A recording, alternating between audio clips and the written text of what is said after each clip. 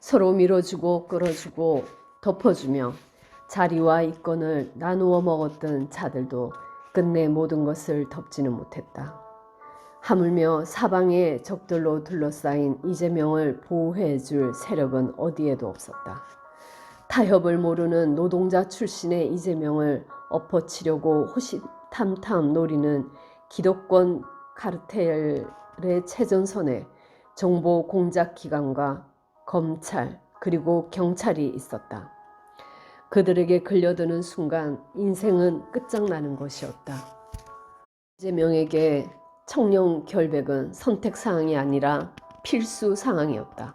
털어서 먼지라도 나면 바로 죽음이었고 이재명은 스스로 완벽하게 그리고 깨끗하게 가족과 친인척 비리를 철저하게 차단해야만이 살아남을 수 있는 존재였다. 이재명은 그와 함께 시정을 이끌어 나갈 동료 직원들에게도 부정부패와 조금이라도 연루가 되면 패가 망신한다는 사실을 이해시켜야 했다. 부패하면 즉시 죽고 청렴하면 영원히 산다. 부패 즉사, 청렴 영생. 청탁과 비리 신고가 들어오면 즉시 감찰팀을 투입해서 사실관계를 확인하고 결과에 따라 엄격하게 처리했다. 이재명의 7 형제와 친인척 중 단 한 명을 제외하고는 아무도 청탁을 하는 사람은 없었다.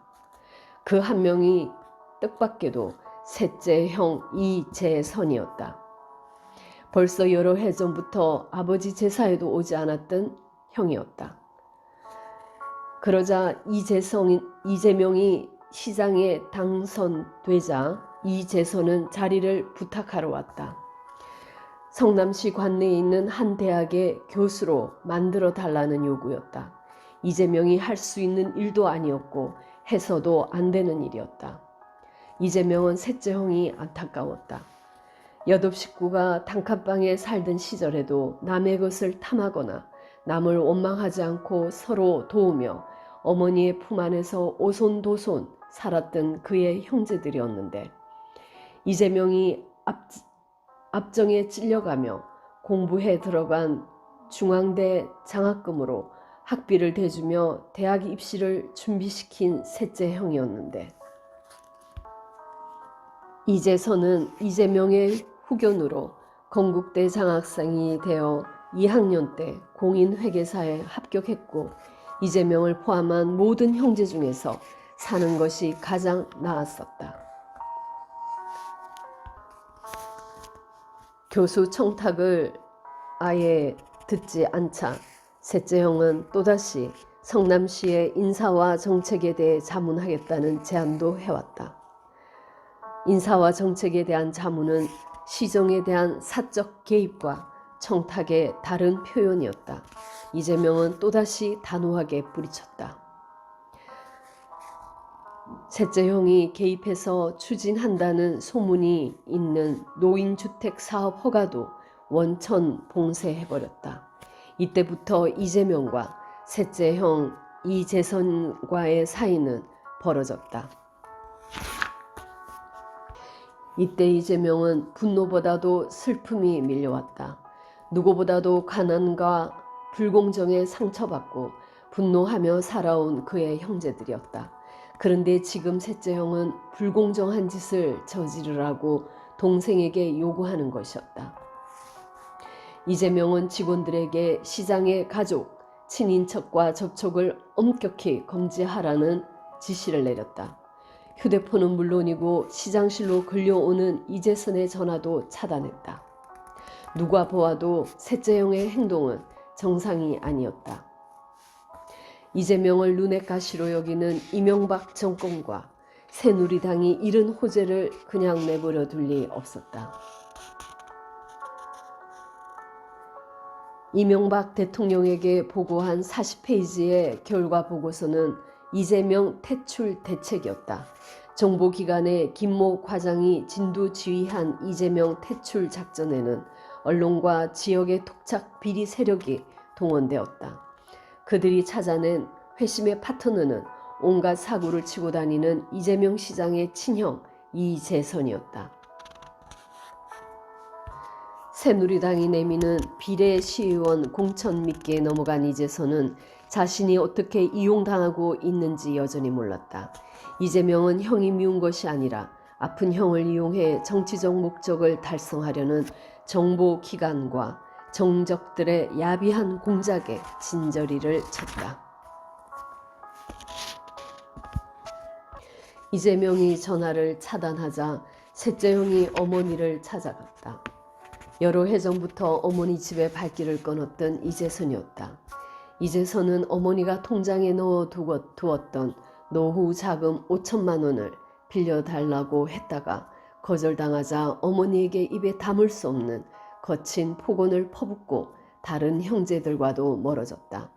어머니의 노후 자금 5천만 원은 온 가족이 함께 번 돈으로 아버지가 장만했던 집을 처분하고 어머니가 새 거처를 마련하고 남은 돈이었다. 그랬던 이재선 부부가 어머니를 찾아가 동생 재명에게 전화를 걸어 자기에게 바꾸라고 요구한 것이다. 셋째가 어떻게 이재명을 괴롭혔는지 알고 있던 어머니는 전화 걸기를 거부하자 이재선은 이성을 잃고 집에 불을 질러 죽이겠다며 어머니를 위협했다. 어머니는 셋째 아들이 정말 불을 지를지도 모른다는 공포와 처참한 슬픔에 빠져 이재명에게 전화를 걸었다. 사정을 모르는 이재명은 반갑게 전화를 받았다. 그러나 어머니의 목소리 대신 재선형의 목소리가 전화기에서 흘러나왔다. 처음부터 욕으로 시작했다. 제발 그 욕을 자기에게만 하고 어머니에게는 하지 않기를 바랐다. 그러나 재선형은 기어코 어머니에게 패륜적 폭언을 퍼부었다. 이상 행동은 점점 심해졌고 형수는 아는지 모르는지 악화되어가는 셋째 형의 조울증을 방임했다. 셋째 형과 형수는 정확한 진단을 받고 관리만 받으면 치료될 조울증을 돌보지 않고 도리어 어머니의 집에 부부가 함께 가서 형이 어머니를 때리는 불륜까지 저지르게 만들었다. 쓰러진 어머니의 연락을 받은 형제들이 모두 집으로 달려갔을 때 이미 셋째 형은 떠나고 없었다. 어머니의 집과 어머니가 다니는 교회에 불을 질러 죽이겠다고 폭언한 것은 약과였고 어머니에게 내가 나온 구멍을 찢어 죽이고 싶다고 한 욕설로도 모자라 이제는 어머니를 마구 때리고 집안 살림을 때려 부순 것이다. 쓰러진 어머니는 하염없이 눈물만 흘렸다. 이재선이 자신의 패륜을 따지는 동생과의 통화를 녹음해서 이재명을 협박하기 시작했다. 무릎 꿇고 빌어라. 아니면 녹음 파일을 공개하겠다. 이재명은 형의 협박에 굴복해서 가족 비리를 용인하는 대신에 집안의 치부를 드러내고 자신이 망신을 당하는 쪽을 선택했다. 이재명이 셋째 형과 형수와 주고받은 통화 내용 일부가 편집되어 SNS에 유포되었다. 그 참담했던 사건의 전후 맥락은 사라지고 이재명의 욕설만이 도드라져 부분 편집해서 이재명 형 욕설과 이재명 형수 쌍욕이 되어 돌아왔다. 이재명은 함정에 빠진 것이었다. 사전에 치밀하게 준비하고 녹음해서 퍼뜨린 것이었다. 언론은 이재선 부부가 어머니에게 어떤 패륜을 저질렀는지 알려고 하지 않았다. 2차 가해를 당하고 다시 몸져 누운 채 두문불출하는 어머니는 누구의 안중에도 없었다. 그 패륜을 말리다가 이재선에게 맞아 상해를 입고도 어머니 걱정에 입을 다물고 있는 두 동생의 아니 따위는 묻는 사람조차 없었다. 오직 어머니에게 사람이라면 해서 안 될 패륜을 저지른 형과 형수에게 거칠게 따지는 이재명을 쌍욕을 하는 시장으로 몰아가기 위한 공작만 있을 뿐이었다. 전후 사정을 전혀 모르는 사람들은 천륜을 짓밟는 이재선의 패륜에는 눈을 감고 2차 폐륜까지 당하고 처참하게 쓰러져 누운 노모의 아니는 외면한 채 천륜을 짓밟는 형과 형수에게 어떻게 그럴 수 있느냐고 따지는 이재명의 거친 입을 탓했다. 이재명이 형과 형수에게 욕설을 주고받으며 따진 내용이 무엇이냐고도 묻지 않았다. 셋째 형은 자신을 이용하는 자들이 퍼뜨리는 녹음 파일의 내용이 정작 자기 부부의 폐륜 행위를 만천하에 드러내는 것인지도 모른 채 이제서는 동생 이재명을 공격하는 일에 앞장섰다. 이재명을 욕쟁이로 만들기 위해 셋째 형을 천하의 폐륜아로 만들어야 했던 정보기관과 정적들에 의해서 이제서는 그렇게 처참한 제물이 되었다. 폐륜을 당한 피해자들에게 그것이 어떻게 2차 가해가 되는지 모르는 것은 이재선만이 아니었다. 신기하게도 그토록 엄격한 피해자 중심주의가 이재명의 어머니와 이재명의 동생들에게만은 피해갔다. 왜 어머니와 형제들을 향한 폐륜 행위를 계속하는 이재선을 피해가는지도 알 수 없었다. 피해자들이 가난하고 배우지 못한 사람들이기 때문에 그래도 괜찮다고 생각하는 것인지, 아니면 이재명의 어머니이고 동생들이기 때문에 그렇게 당해도 된다는 것인지 알기 어려웠다.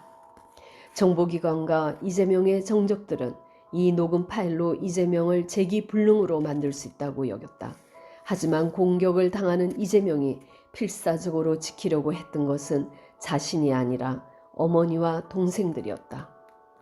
이재명이 덮어두고 싶어한 것은 자신의 욕설이 아니라 어머니가 셋째 형에게 들은 폐륜적 욕설이었다. 정보기관과 정적들은 이재명을 시장 자리에서 끌어내리지는 못했지만 이재명의 이미지를 타격하는 데는 성공했다.